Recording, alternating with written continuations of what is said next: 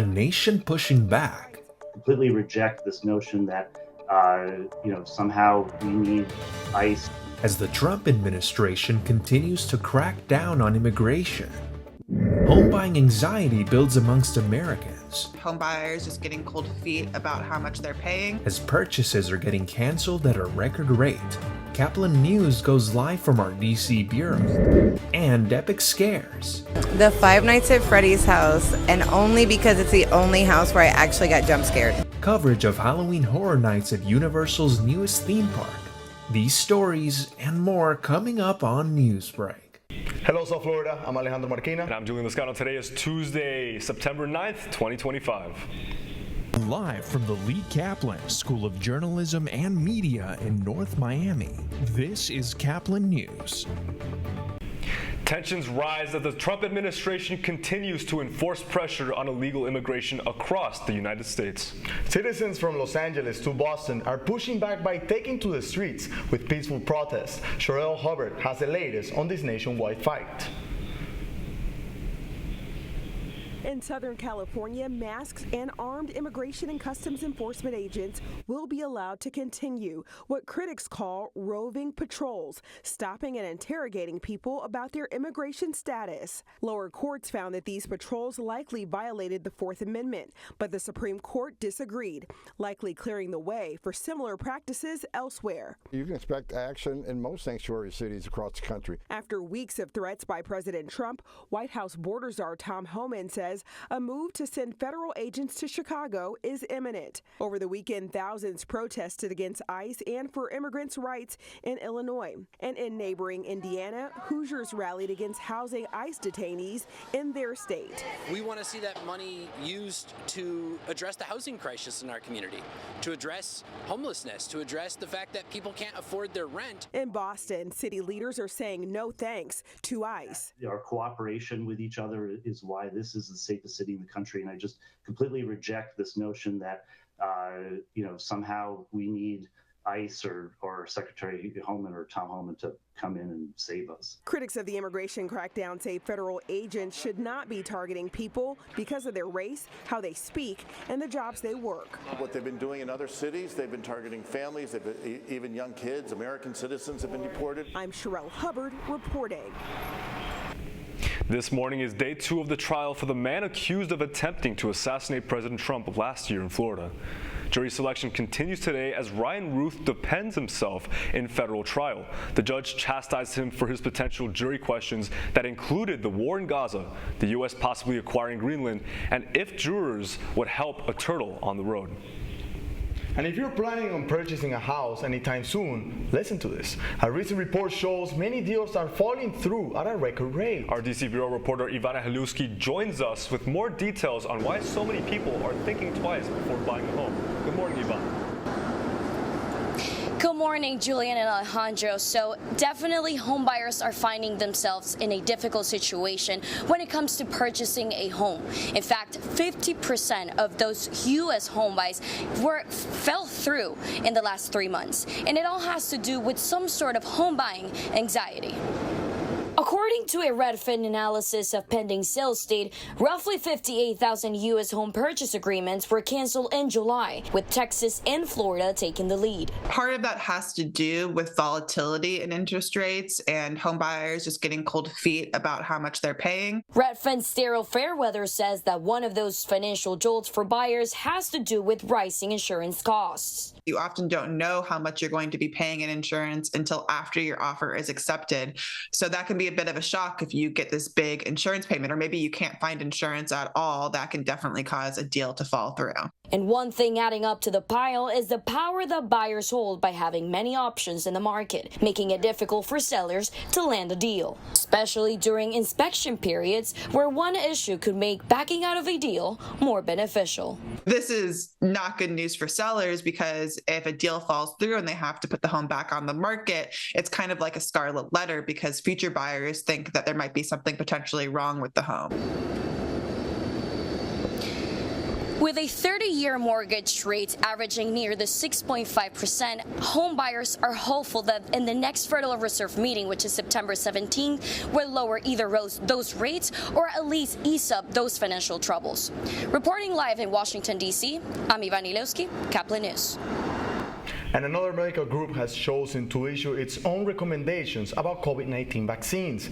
The American Academy of Family Physicians has become the third major medical group to break from federal guidelines, recommending COVID-19 shots for all children 6 months to 23 months and all adults 18 and older. This contrasts with Robert F. Kennedy Jr.'s June statement against vaccines for healthy children and pregnant women, though the CDC still recommends them. A horrifying crime in Charlotte as a man is in custody accused of randomly stabbing a woman to death. The victim, 23-year-old Irina Zarutska, was a refugee who had recently come to the U.S. from Ukraine. Police say she was killed on August 22nd while riding her commuter train. The suspect, Decloros Brown Jr., has been charged with first-degree murder. He has a lengthy criminal history and a diagnosis of schizophrenia, leaving many to question how he was free at the time of the attack. And Florida police responded to calls from inside a Walmart saying there was a man walking around inside waving a machete. Everything was caught on body camera. WFBF's Ari Height has the story. As officers arrive at the Walmart, customers are screaming out, trying to get away from the man with the machete. There were people running out, moving away. There were even some people that were in the store not understanding what was going on at the time, so it was somewhat chaotic. One customer points out the suspect, and officers move in. The first officer grabs the suspect's left arm. And as he does that, the individual swings around, grabs the machete, and starts swinging at the officer himself. Officers tackle the suspect, some pointing tasers, others pointing guns. In a matter of seconds, they have the man in custody. They've identified him as 33-year-old Lawrence Fountain of Vero Beach. This could have gone a number of different ways. It ended up where it was minor injuries and we took somebody off the streets that was potentially a threat to everybody else in that area. One of those minor injuries was to a police officer, cut on his arm by the machete. He was treated at the hospital and is expected to be okay. As for the machete, police say Walmart sells them. They believe Fountain just picked it up off the shelf. And that was WPBF's Ari Height reporting. The police have yet to answer why Fountain was waving the machete in the first place. Right now, Lawrence Fountain remains in the St. Lucie County Jail and faces a number of charges, including aggravated assault on a law enforcement officer. This weekend, the Sunshine State Awards were held in Florida, honoring the best in journalism. Our colleague Patricia Varas has the story. Tonight, the Sunshine State Awards take that center stage, celebrating the excellence of journalism in Florida, recognizing reporters and media outlets for their outstanding work. Before the ceremony began, guests gathered for a cocktail reception, sharing stories and networking with colleagues from across the state. Winners from different newsrooms took the spotlight. Courtney Moore shared what it means to take home not one, but 2 awards. It feels amazing. I'm so honored, and it's great to feel validated, all that hard work that you put into stories, especially on the print side, where sometimes these articles that we work on, it can take weeks or months. Florida International University students also stood out in their categories, bringing pride to their school, not only as a finalist, but also as winners.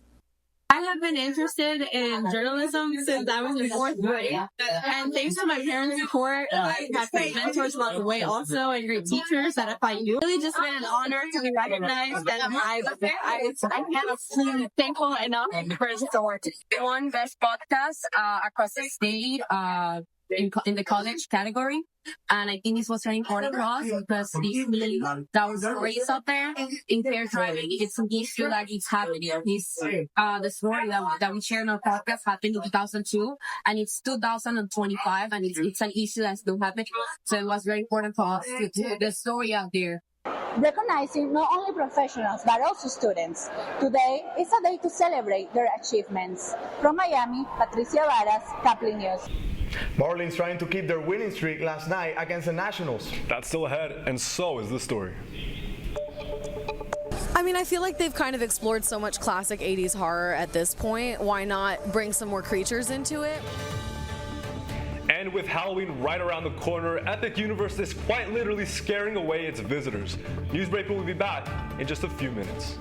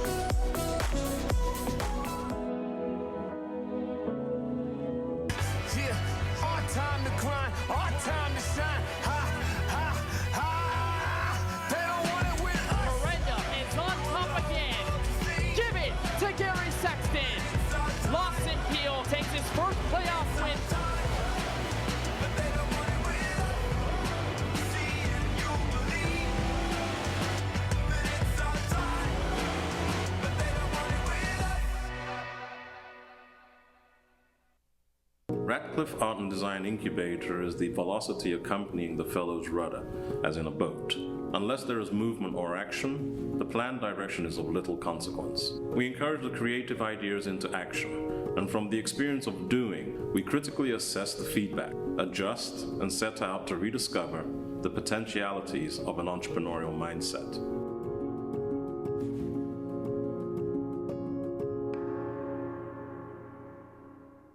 Stand is precise, no margin for error. Dare to forget that. Dare to have fun with it. Get weird with it. Dare to send those old STEM theories flying past the neighbor's house into outer space. Dare to program something internet-breaking, record-breaking. Dare to blow their minds. Dare to learn the difference between sedimentary and metamorphic rock. Go find those rocks. Dare to keep daring. Dare to STEM. Check out She Can STEM to get started.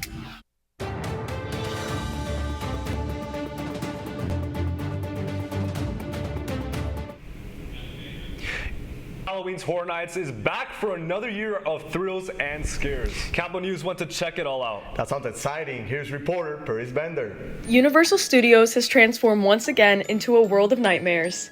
Halloween Horror Nights 2025 features new scares, returning favorites, and themes fans can't stop buzzing about. Spooky season is right around the corner for Universal Studios as they just released their 2025 Halloween Horror Nights. Let's go check it out.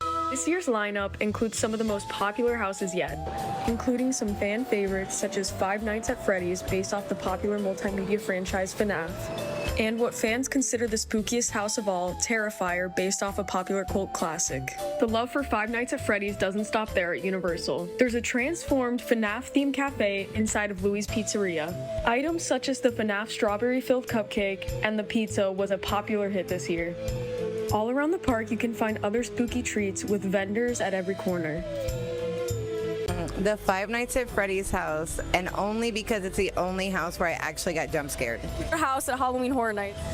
Probably Five Nights at Freddy's. Definitely the Five Nights at Freddy's house.